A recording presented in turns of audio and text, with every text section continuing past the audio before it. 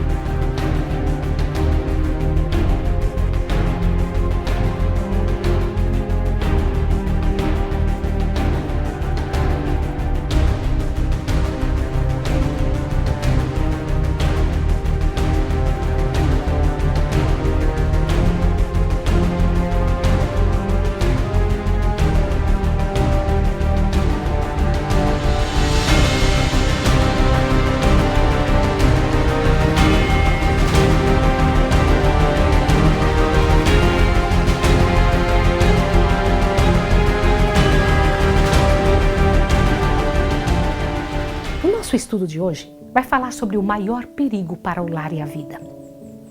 Desde o início do grande conflito no céu, tem sido o intento de Satanás subverter a lei de Deus. Foi para realizar isso que entrou em rebelião contra o Criador. E mesmo por isso é que foi expulso do céu, mesmo assim ele continuou a mesma luta na terra. Enganar os homens, levando assim a transgredir a lei de Deus. Esse é o maior objetivo que perseverantemente ele tem procurado atingir. Quer seja isso alcançado, pondo de parte toda a lei, quer rejeitando um de seus preceitos, o resultado será finalmente o mesmo. Aquele que tropeçar em um só ponto manifesta desprezo pela lei toda. Sua influência e exemplo estão do lado da transgressão, torna-se culpado de todos, como diz em Tiago 2,10. Procurando lançar o desprezo sobre os estatutos divinos, Satanás perverteu as doutrinas da Escritura Sagrada e assim se incorporaram erros na fé alimentada por milhares dos que professam crer nas Escrituras. O último grande conflito entre a verdade e o erro não é senão a luta final da prolongada controvérsia relativa à lei de Deus. Estamos agora a entrar nessa batalha entre as leis dos homens e os preceitos de Jeová, entre a religião da Bíblia e a religião das fábulas e da tradição. As forças que estão se unindo contra a verdade e contra a justiça nessa contenda estão já a operar ativamente. A santa palavra de Deus, irmãos, a santa palavra de Deus que nos foi trazida a tão grande preço de sofrimento e de sangue é tida em pouca conta. A Bíblia está ao alcance de todas as pessoas, mas poucos há que realmente aceitam como guia de vida. A incredulidade prevalece em assustadora proporção, não somente no mundo, mas também na igreja. Muitos têm chegado a negar doutrinas que são, com efeito, as colunas da fé cristã. Os grandes fatos da criação, conforme são apresentados pelos escritores inspirados, a queda do homem, a expiação, a perpetuidade da lei de Deus, são praticamente rejeitados, quer no todo, quer em parte, por vasta proporção do mundo que professa o cristianismo. Milhares que se orgulham de sua sabedoria e independência consideram como prova de fraqueza depositar implícita confiança na Bíblia. Acham que é prova de talento e saber superiores cavilar a respeito das Sagradas Escrituras e espiritualizar e explicar evasivamente suas mais importantes verdades. Muitos pastores estão ensinando ao povo e muitos mestres e professores estão a instruir os estudantes que a lei de Deus foi mudada ou abrogada e os que consideravam suas reivindicações ainda como válidas, devendo ser literalmente obedecidas, são julgados merecedores apenas de ridículo e desdém. Eu vou ler um pedaço do grande conflito para você, para que você entenda a seriedade desta fala, disso que nós estamos dizendo. Observe agora, por favor, essa parte tão importante. Olha o que diz. Diz assim: rejeitando a verdade, os homens rejeitam o seu autor. Você ouviu isso?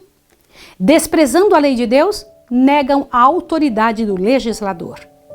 É tão fácil fazer um ídolo de falsas doutrinas e teorias como talhá-lo de madeira ou pedra.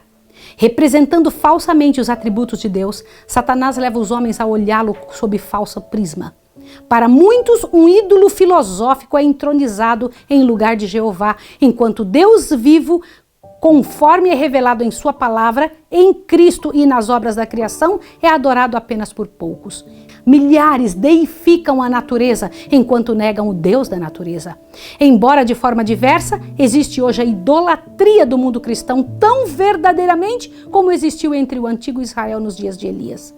O Deus de muitos homens que professam ser sábios, filósofos, poetas, políticos, jornalistas, o Deus dos seletos centros da moda, de muitos colégios e universidades, mesmo de algumas instituições teológicas, pouco melhor é do que Baal, o Deus Sol da Fenícia. Nenhum erro aceito pelo mundo cristão fere mais audaciosamente a autoridade do céu. Nenhum se opõe mais diretamente aos ditames da razão. Nenhum é mais pernicioso em seus resultados do que a doutrina moderna, de que tão rapidamente ganha terreno, de que a lei de Deus não mais vigora para os homens. Toda nação tem suas leis que impõem respeito e obediência. Nenhum governo poderia existir sem elas. E pode-se conceber que o Criador dos céus e da terra não tenha lei para governar os seres que fez? Suponha que clérigos preeminentes estivessem a ensinar publicamente que os estatutos que governam seu país e protegem os direitos de seus cidadãos não são obrigatórios, que cerceiam a liberdade do povo e, portanto, não devem ser obedecidos. Quanto tempo seria tolerado esses homens no púlpito? É, porém, ofensa mais grave desatender às leis dos estados e nações do que pisar os preceitos divinos, que são o fundamento de todo governo? Seria muito mais razoável que nações abolissem seus estatutos e permitissem ao povo fazer o que lhe aprovesse, do que o governador do universo anular sua lei e deixar o mundo sem uma norma para condenar o culpado ou justificar o inocente. Qual seria o resultado de abolir a lei de Deus? A experiência já foi feita. Terríveis foram as cenas perpetradas na França quando o ateísmo se tornou o poder dirigente. Demonstrou-se então ao mundo que sacudir as restrições estabelecidas por Deus corresponde a aceitar o governo do mais cruel dos tiranos. Quando a norma da justiça é posta de lado, abre-se o caminho ao príncipe do mal para estabelecer seu poder na terra. Quando quer que os preceitos divinos sejam rejeitados, o pecado deixa de parecer repelente ou a justiça desejável. Os que se recusam a sujeitar-se ao governo de Deus são de todo inaptos para se governarem a si próprios. Mediante seus perniciosos ensinos, implanta-se no espírito de rebeldia no coração das crianças e jovens, por natureza adversos à disciplina, tendo isso como resultado a ilegalidade e o desregramento na sociedade. Ao mesmo tempo em que escarnecem da credulidade dos que obedecem aos preceitos da lei de Deus, as multidões avidamente aceitam os enganos de Satanás, dão rédeas à concupiscência e praticam os pecados que atraíram juízo sobre os ímpios no passado. Os que ensinam o povo a considerar com leviandade os mandamentos de Deus semeiam desobediência para colherem desobediência. Rejeite-se completamente a restrição imposta pela lei divina e as leis humanas logo serão desatendidas também. Visto que Deus proíbe as práticas desonestas, a cobiça, a mentira, a fraude, os homens estão prontos a desprezar os seus estatutos como estorvo à prosperidade mundana. Não se dão conta, porém, dos resultados que adviriam de banir os preceitos divinos. Se a lei não estivesse em vigor, por que temer transgredi-la? A propriedade não mais estaria segura. Os homens obteriam pela violência as posses de seus semelhantes e o mais forte se tornaria o mais rico. A própria vida não seria respeitada. O voto matrimonial não mais permaneceria como baluarte sagrado para proteger a família. O que tivesse forças tomaria o que quisesse. Pela violência, poderia até tomar a esposa do outro. O quinto mandamento seria posto de parte, juntamente com o quarto, Filhos não recuariam de tirar a vida de seus pais, se assim fazendo pudessem satisfazer o desejo do coração corrompido. O mundo civilizado se tornaria um bando de ladrões e assassinos, e a paz e o descanso e a felicidade iriam desaparecer da terra. É isso que aconteceria se por acaso fosse tirada a lei de Deus. Mas não é o que está acontecendo? Sim ou não? Presta atenção o que vai ser lido agora. A doutrina de que homens estão isentos da obediência aos mandamentos de Deus já tem debilitado a força da obrigação moral, abrindo sobre o mundo as comportas da iniquidade. Ilegalidade, dissipação e corrupção nos assoberbam qual maré esmagadora. Satanás está em atividade na família. Sua bandeira tremula mesmo nos lares que professam ser cristãos. A inveja, a suspeita, a hipocrisia, separação, emulação, contenda, traição de santos legados, satisfação das paixões. Todo o conjunto dos princípios e doutrinas religiosas que deveriam constituir o fundamento e o arcabouço da vida religiosa assemelha-se a uma massa vacilante prestes a ruir. Os mais vis dos criminosos, quando lançados na prisão pelas suas faltas, tornam-se frequentemente recebedores de dádivas e de atenções como se houvesse alcançado invejável distinção. Dá-se grande publicidade ao seu caráter e crimes. A imprensa publica as minúcias revoltantes do vício, iniciando dessa maneira outros na prática do fraude, roubo e assassínio, e Satanás exulta no êxito de seus planos infernais. O enfatuamento do vício, a criminalidade, o terrível aumento da intemperança e iniquidade de toda sorte e grau devem despertar todos os que temem a Deus para que investiguem o que se pode fazer a fim de sustar a maré do mal. Os tribunais de justiça estão corrompidos. Governantes são movidos pelo desejo do ganho e o amor dos prazeres sensuais. A intemperança obscurece a faculdade de muitos, de maneira que Satanás exerce sobre eles quase completo domínio. Os juristas se acham pervertidos, subordinados, seduzidos. A embriaguez, a orgia, a paixão, a inveja, a desonestidade de toda a espécie estão representadas entre os que administram as leis. A justiça se pôs longe, porque a verdade está tropeçando pelas ruas e a equidade não pode entrar. Isaías 59:14. A iniquidade e trevas espirituais que prevalecem sobre a supremacia de Roma foram resultados inevitáveis de supressão das Escrituras, onde, porém, se deve encontrar a causa da degeneralizada incredulidade, da rejeição da lei de Deus e consequente corrupção, sob o amplo fulgor da luz evangélica numa época de liberdade religiosa como essa que temos hoje. Agora que Satanás não mais pode conservar o mundo sob seu domínio, privando-os das Escrituras, recorre a outros meios para realizar o mesmo objetivo. Destruir a fé nas Sagradas Escrituras serve tão bem a seu propósito como destruir a própria Bíblia. Introduzindo a crença de que a lei de Deus não mais vigora, leva os homens à transgressão de um modo tão eficaz como se fosse completamente ignorante acerca dos seus preceitos. E hoje, como nos séculos passados, está a operar mediante a igreja a fim de favorecer os seus desígnios. As organizações religiosas da época têm recusado ouvir as verdades impopulares claramente apresentadas nas Escrituras e, combatendo-as, adotaram interpretações e assumiram atitudes que têm espalhado largamente as sementes do ceticismo. Apegando-se ao erro papal da imortalidade natural, lembra disso que nós estudamos? A alma não é imortal. Lembra que nós estudamos sobre isso? Mas as pessoas, os cristãos, se apegam a esse erro papal, dizendo que a imortalidade é natural e a consciência do homem na morte. Rejeitaram a única defesa contra os enganos do espiritismo. A doutrina do tormento eterno tem levado muitos a descrer nas Escrituras Sagradas. E ao insistir-se com o povo acerca das reivindicações do quarto mandamento, verifica-se que a observância do sábado do sétimo dia é ordenada. E como único meio de livrar-se de um dever que não estão dispostos a cumprir, declaram muitos ensinadores populares que a lei de Deus não está mais em vigor, assim como o sábado juntamente. Repelem a lei e o sábado juntamente.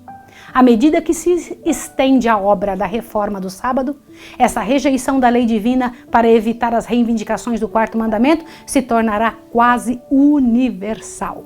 Os ensinos dos dirigentes religiosos abriram a porta à incredulidade, ao espiritismo e ao desdém para com a santa lei de Deus. E sobre esses dirigentes repousa a terrível responsabilidade pela iniquidade que existe no mundo cristão. Todavia, essa mesma classe apresenta a alegação de que a corrupção que rapidamente se alastra é atribuível em grande parte à profanação do descanso dominical e que a imposição da observância do domingo melhoraria grandemente a moral da sociedade.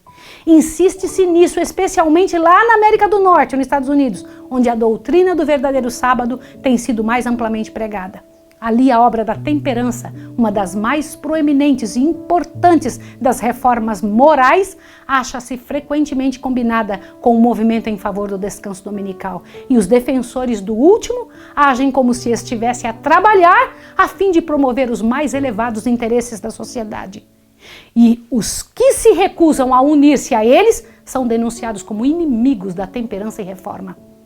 Mas o fato de que um movimento para estabelecer o erro se encontra ligado a uma obra que em si mesma é boa, não é argumento a favor do erro. Podemos disfarçar o veneno misturando com alimento saudável, mas não mudamos a natureza do veneno. Ao contrário, torna-se mais perigoso o veneno, visto ser mais fácil que ele seja tomado inadvertidamente.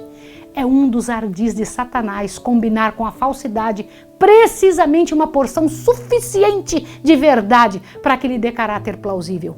Os dirigentes do movimento em favor do domingo podem advogar reformas que o povo necessita, princípios que se acham em harmonia com a Escritura Sagrada. Contudo, enquanto houver com eles uma exigência contrária à lei de Deus, seus servos não lhes podem unir.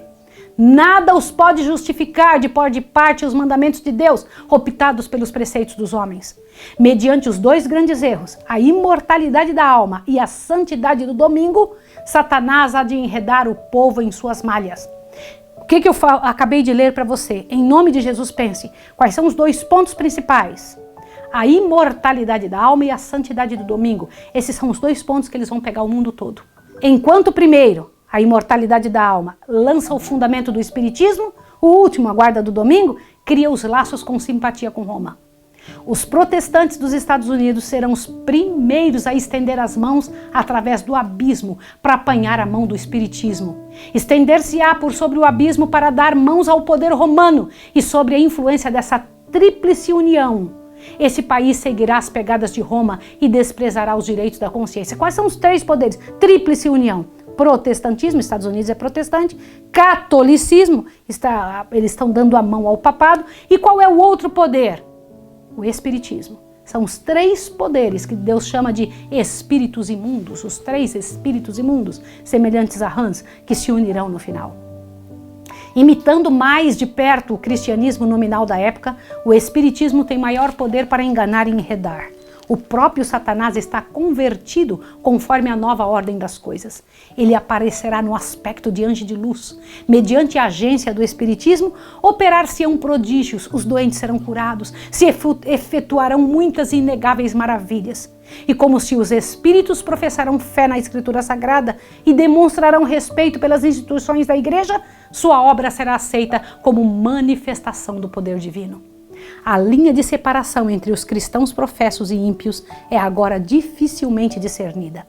Os membros da igreja amam o que o mundo ama e estão prontos para se unirem ao mundo, e Satanás está resolvido a uni-los em um só corpo e assim fortalecer sua causa, arrastando todos para a fileira do espiritismo. Os romanistas, que se gloriam dos milagres como sinal certo da verdadeira igreja, serão facilmente enganadas por este poder operador de prodígios. E os protestantes, tendo rejeitado o escudo da verdade, serão também iludidos. Romanistas, protestantes e mundanos juntamente aceitarão a forma de piedade, destituída de sua eficácia, e verão nesta aliança um grandioso movimento para a conservação do mundo e o começo de um milênio há tanto esperado. Eu vou ler mais um pedaço para você entender a seriedade disso aqui agora. Olhe só o que eu vou ler agora para você poder entender. Por meio do Espiritismo, Satanás aparece como benfeitor da humanidade. Satanás vai aparecer no mundo como se fosse o próprio Jesus. Presta atenção, por meio do Espiritismo. As pessoas não estão acostumadas a ver a apresentação de espíritos desencarnados. Eles vão achar que é o próprio Jesus quando ele aparecer. Presta atenção. Por meio do Espiritismo, Satanás aparece como benfeitor da humanidade, curando as doenças do povo e pretendendo apresentar um novo e mais elevado sistema de fé religiosa. Ao mesmo tempo, porém, ele opera como destruidor. Suas tentações estão levando multidões à ruína. A intemperança destrona a razão.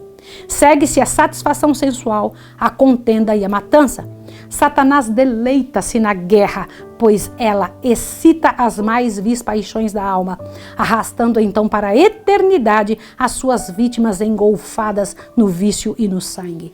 É seu objetivo incitar as nações à guerra, umas contra as outras, pois pode assim desviar o espírito do povo da obra de preparo para estar em pé no dia de Deus. Satanás também opera por meios dos elementos a fim de recolher sua colheita de almas desprevenidas. Como assim? Presta atenção nisso. Estudou os segredos dos laboratórios da natureza e emprega todo o seu poder para dirigir os elementos tanto quanto permite Deus. Quando lhe foi permitido afligir a Jó, lembra, você pensa que ele não sabe, que ele não entende como fazer um furacão, como fazer... Ele sabe. Quando lhe foi permitido afligir a Jó, quão rapidamente rebanhos, gado, servos, casas, filhos foram assolados, seguindo-se em um momento uma desgraça a outra. É Deus que protege as suas criaturas, guardando-as do poder do destruidor. Mas o mundo cristão mostrou desdém pela lei de Jeová, e o Senhor fará exatamente o que declarou que faria. Retirará suas bênçãos da terra, removendo seu cuidado protetor dos que se estão rebelando contra a sua lei e ensinando e forçando os outros a fazerem o mesmo. Satanás exerce domínio sobre todos os que Deus não guarda especialmente. Ajudará e fará prosperar alguns, a fim de favorecer os seus próprios intuitos, trará calamidade sobre outros e levará os homens a crer que Deus é que os dirige. Ao mesmo tempo que aparece aos filhos dos homens como um grande médico que pode curar todas as enfermidades, trará moléstias e desgraças até que cidades populosas se reduzam à ruína e desolação. Mesmo agora está ele em atividade. Nos acidentes e calamidades no mar, em terra, nos grandes incêndios, nos violentos furacões, em terríveis saraivadas, nas tempestades, inundações, ciclones, ressacas e terremotos, em toda parte, sobre milhares de formas, Satanás está exercendo o seu poder. Destrói a seara que está a amadurecer, segue-se fome, angústia, comunica ao ar infecção mortal e milhares perecem pela pestilência. Estas visitações devem tornar-se mais e mais frequentes e desastrosas. A destruição será tanto sobre o homem como sobre os animais.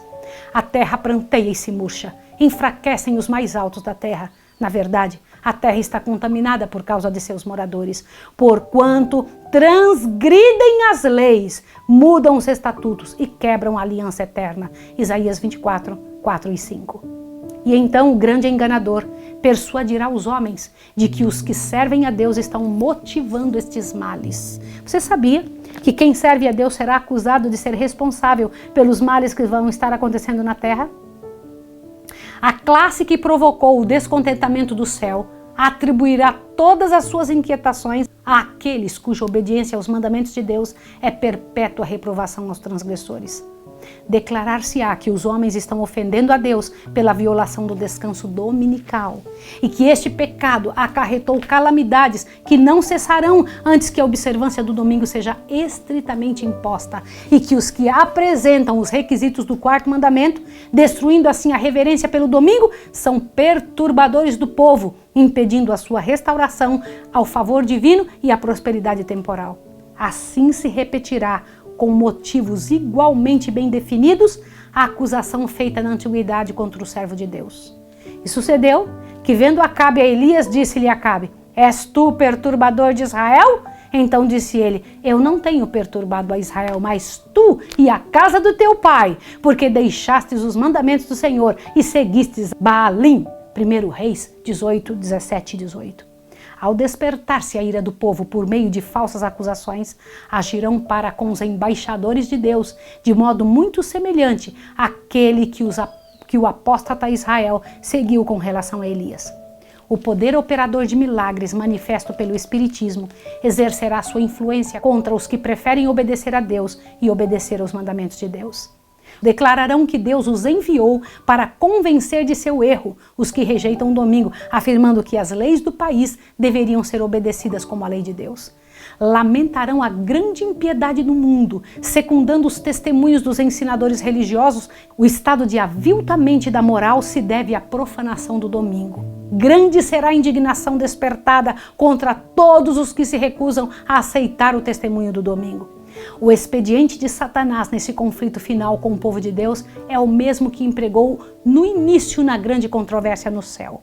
Pretendia estar buscando promover a estabilidade do governo divino, enquanto secretamente aplicava todo o esforço para conseguir sua subversão. Da mesma obra que assim se estava esforçando para cumprir, acusa os anjos fiéis. Isso é muito sério. Irmãos, estamos perto de um momento dos mais terríveis, dos mais difíceis da história da Terra. Estamos diante de momentos em que seremos acusados de todas as misérias que estão acontecendo na Terra. Se dirá, enquanto não se guardar, todo ser humano não se guardar o domingo, as guerras e as misérias não vão parar. Mas será o próprio Satanás que vai estar trazendo toda essa quantidade de pestes e pandemias para que o homem então encontre qual a solução, qual a solução. Se dirá, preciso guardar o domingo. E quando disserem que é preciso guardar o domingo, aqueles que não quiserem fazê-lo serão levados à morte, à destruição e acusados de serem eles os causadores desses males. Vou ler para você alguma coisa aqui. Idêntica política do engano tem assinalado a história de Roma. Tem ela professado agir como substituta do céu, ao mesmo tempo em que procura exaltar-se sobre Deus e mudar sua lei. Sob o governo de Roma, os que sofrerem a morte pela sua fidelidade para com o Evangelho eram denunciados como malfeitores. Declarava-se estarem eles coligados com Satanás. E todos os meios possíveis foram empregados para cobri-los de infâmia, para fazê-los parecer aos olhos do povo e mesmo aos seus próprios como os mais vis criminosos. Assim será agora.